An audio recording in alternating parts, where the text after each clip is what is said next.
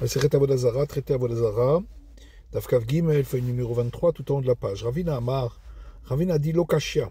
Il n'y a pas de contradiction entre notre Mishnah, dans laquelle il dit qu'on ne doit pas laisser un animal dans une auberge de non-juifs, de peur qu'ils aient une relation avec lui, et la Braïta qui autorise de prendre un animal des non-juifs pour l'offrir, et on ne craint pas qu'ils aient une relation avec lui. Halechatrila a dit Avad. La Mishnah parle a priori, c'est interdit. Et la Braïta parle a posteriori, on n'interdit pas. Et d'où sait-on qu'il y a une différence entre a priori et a posteriori? Dites Nan, parce que dans la Mishnah, on a dit une femme ne doit pas s'isoler avec eux, les idolâtres, parce qu'ils sont suspectés d'avoir des relations interdites. Et on objecte à partir d'une braïta qui dit une femme qui a été capturée chez des idolâtres, elle a des mammon, si c'est pour des affaires d'argent, ou teret le bala, elle est permise à son mari.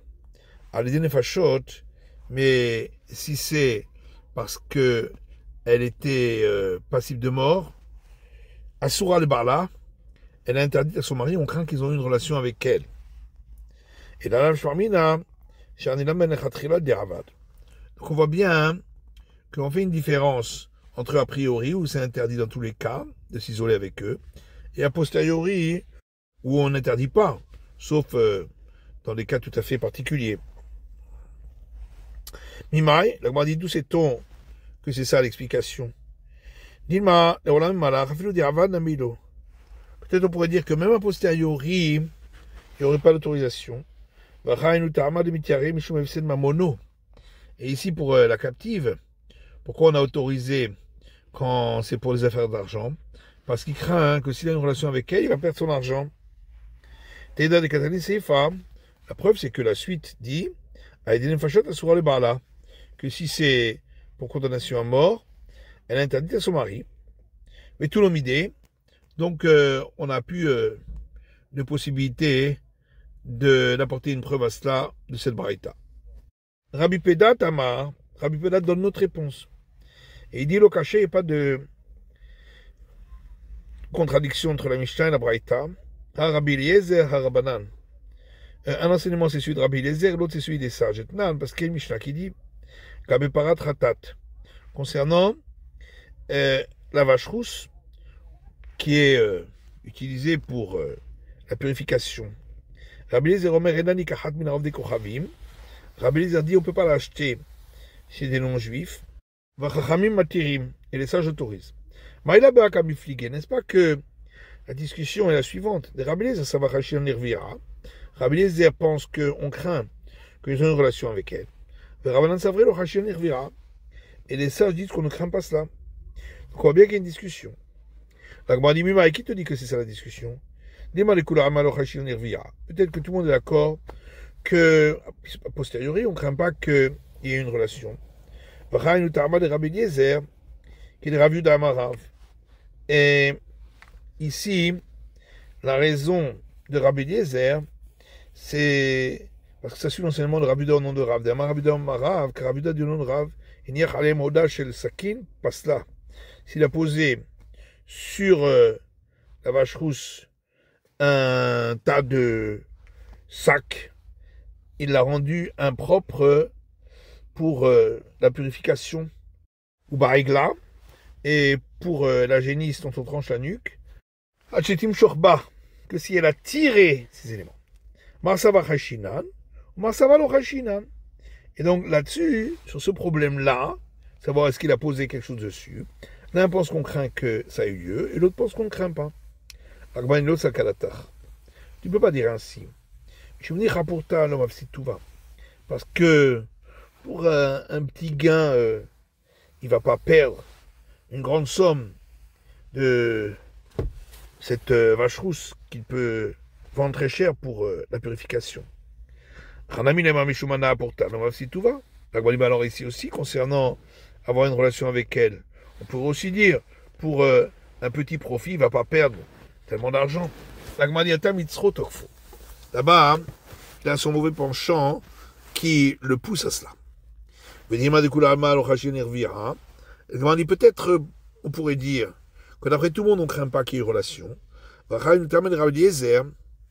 Et ici, la raison de Rabbi Eliezer est la suivante, qui est Tani Shila, comme la Braïta qui a été enseignée par Shila. De Tani Shila, car Shila a enseigné une Braïta qui dit Maïtama de Rabbi Eliezer, quelle est la raison de Rabbi Eliezer, pourquoi il interdit d'acheter une vache rousse chez les non-juifs. Parce que c'est écrit concernant la vache rousse, donc dans le livre des nombres, d'Aber al Bnei Israël, parle aux enfants d'Israël, Vikro Elecha, et ils prendront pour toi la vache rousse. Bnei Israël, Ikro, Ven Avdei Kochavim Ikro. Donc là, on apprend que on ne peut prendre que de juifs, mais on ne peut pas prendre de chez les non-juifs. La Gemara dit, c'est Kadatar, tu ne peux pas dire ainsi, des Katani Seifa, parce que la suite de la Braïta qu'on a vue dit, Rabbi Eliezer possède Bechol la Korbanot Kulam. Rabbi Eliezer disait aussi que ce n'est pas valable également pour l'ensemble des sacrifices. On ne peut pas acheter chez les non-juifs. Mais c'est Kadatar qui est un Shila. Si tu dis que la raison de Rabbi Eliezer, c'est comme enseigné Shila dans la Braïta, Mishlama Para Ktibakicha. Alors pour la vache rousse, effectivement, c'est écrit l'achat de chez les Juifs et la Kulo Karbanot Kicha Ketiveu. Mais pour les autres sacrifices, est-ce qu'il est écrit ce terme d'achat? Donc il n'y a pas de différence. La Gemara veut dire peut-être on va dire ainsi que toute la discussion entre les sages et Rabbi Eliezer et la Bepara de la mère Yekarin, c'est seulement pour la vache rousse parce que elle vaut cher. C'est pour ça qu'on ne craint pas qu'il y ait une relation. Aval Bishar Korbanot Bodoulé. Peut-être que pour les autres sacrifices, ils sont d'accord. Vela de Tanya. Mais alors, voilà qu'il y a une braïta qui dit l'okrin mehen be'ema les korban. On peut acheter de chez les non-juifs un animal pour offrir en sacrifice. Mais animal, alors ça va d'après qui? Le Rabbi Eliezer. Le Rabbanan, d'après ce que tu dis, ça irait ni comme Rabbi Eliezer, ni comme les sages.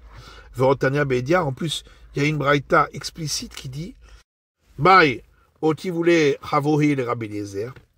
Quelle est l'objection qu'ont fait ses camarades, donc les sages, à Rabbi Eliezer? Ils ont rapporté un verset, Koltson Kedar Ikaftzulach.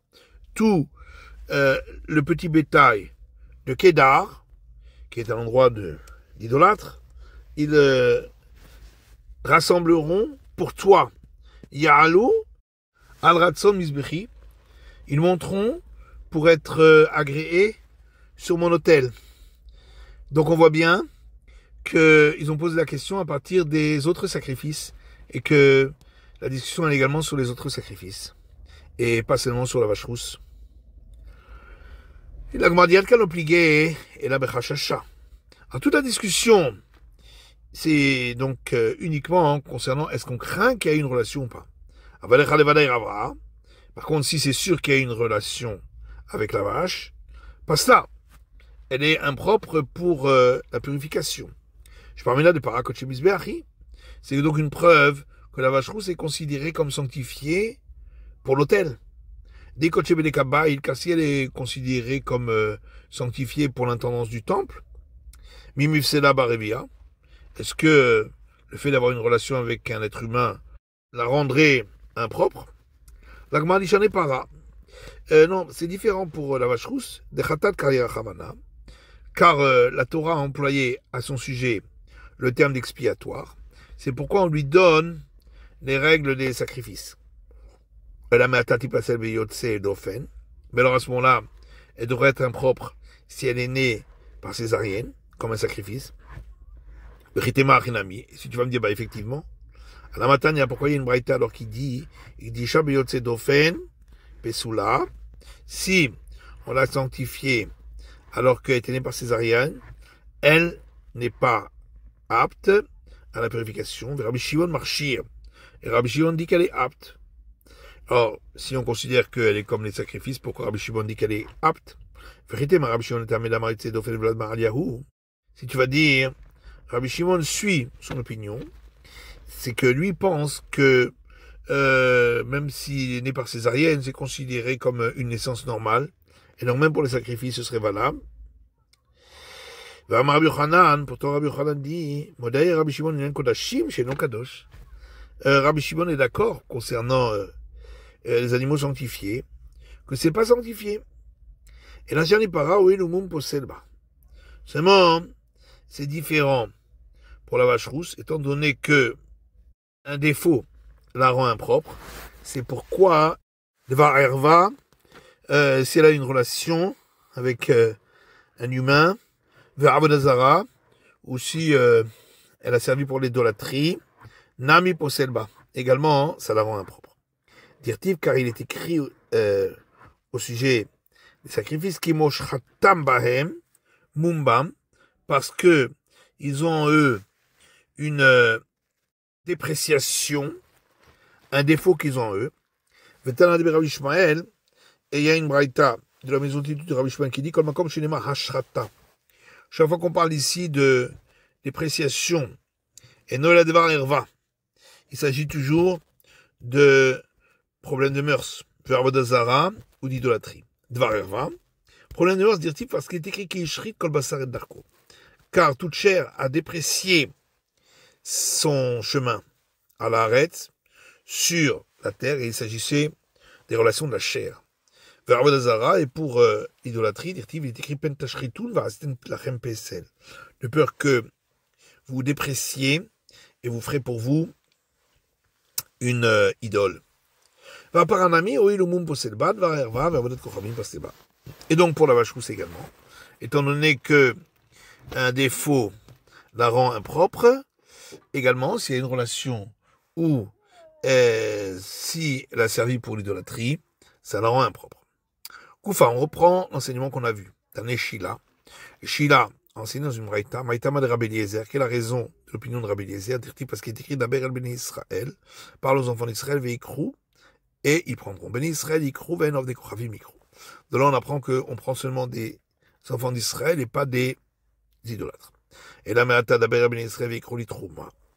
Mais alors, voilà que c'est écrit, parle aux enfants d'Israël, ils prendront pour moi un prélèvement pour l'offrande au temple. Là aussi, ça voudrait dire que uniquement de chez les enfants d'Israël, on prend et pas de chez les idolâtres. Tu vas dire, bah, effectivement. Pourtant, on a demandé à Rabbi Eliezer jusqu'à où va l'obligation d'honorer son père et sa mère. Amalem, il aura dit, sortez et regardez ce qu'a fait un idolâtre concernant son père dans la ville d'Ashkelon. Vedama Benetina Shemo, son nom était Dama Benetina. Une fois, on lui a demandé des pierres précieuses pour le tablier du grand prêtre. Béchishim Ribou, pour 600 000 pièces.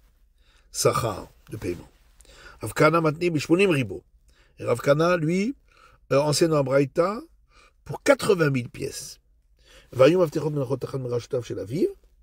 Et les clés se trouvaient sous la tête de son père, Venot Siaro, et il ne l'a pas dérangé. Donc on voit bien que, bien qu'il était idolâtre, on a pris chez lui des accessoires du temple. C'est la fin de l'étude du DAF Kaf Gimel de la feuille numéro 23.